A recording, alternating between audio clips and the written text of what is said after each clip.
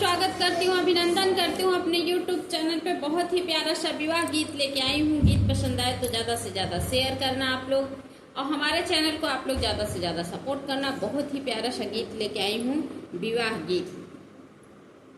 जनक नगरिया कदम एक पेड़वा रे जहाँ दूर भैया छाई रे ललनवा रे जहाँ दून भैया छाई रे ललनवा। राम लखन दूनौ बैठे हैं वृक्ष तरे अरे लागी गई उनके पियास रे ललनवा रे लगी गई उनके पियास रे ललनवा। राम लखन दूनौ बैठे हैं वृक्ष तर अरे लगी गई उनके पियास रे ललनवा।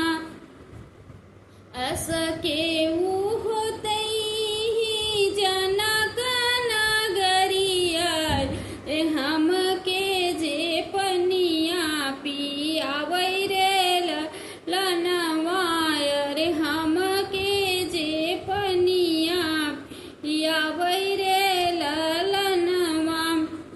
भीतरा से निकली है सीता रनिया मार रे हाथ गड़िल मुख पान रे ललनवा। भीतरा से निकली है सीता रनिया अरे हाथ घड़िल मुख पान रे ललनवा। जनक नगरिया कदम एक पेड़वा रे जहाँ दूनौ भैया छाई रे ललनवा अरे जहाँ दूनौ भैया छाई रे ललनवा। पनिया भरन सीता गईली कुआना पे पिए दूनौ भाई पानी रे ललनवा रे पिए दूनौ भाई पानी रे ललनवा। के कर तुबारे दूला लारी अरे के कर प्राण पियारी रे ललनवा रे के कर प्राण पियारी रे ललनवा।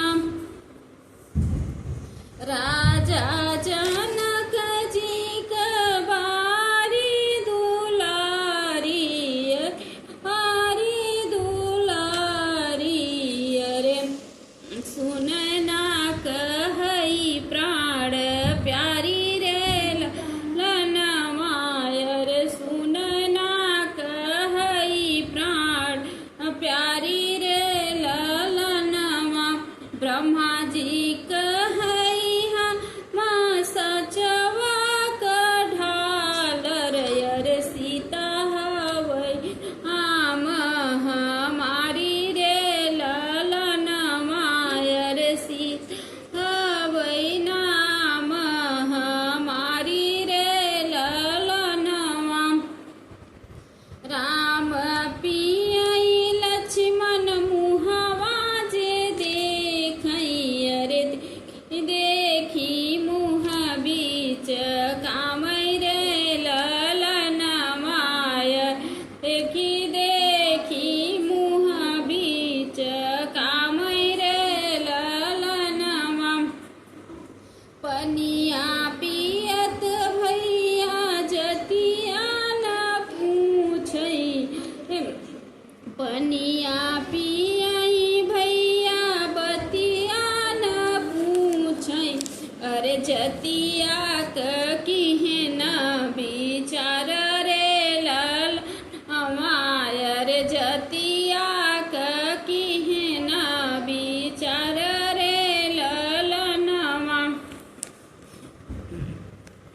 एतनी बचन जब सुने श्री राम जी अरे मन ही मूस रे ललनमा अरे मन ही मूस काई रे ललनमा बतिया तू सुन है मोरे लक्ष्मण अरे ए हाई भौजी तो हार रे नवाय रे हाई भौजी ओ हार रे ललनवा। गीत पसंद आए तो ज़्यादा से ज़्यादा शेयर करना, चैनल को ज़्यादा से ज़्यादा सपोर्ट करना।